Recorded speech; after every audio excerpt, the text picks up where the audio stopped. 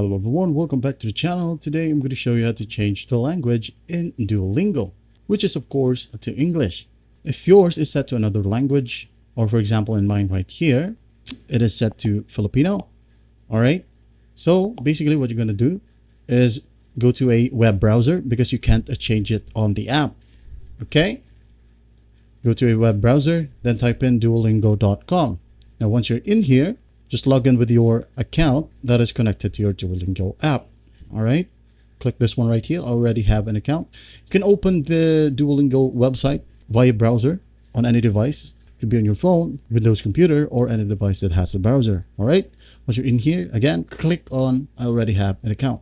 Just go ahead and log in. Okay, once logged in, just go ahead and go to the top right here at the flag icon, and then add a new course. Once you're in here, you can see this drop down right here.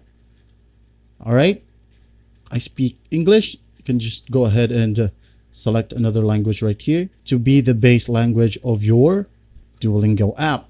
All right, for example, you speak Tagalog right here, and here are some languages that you might want to learn if you speak Tagalog.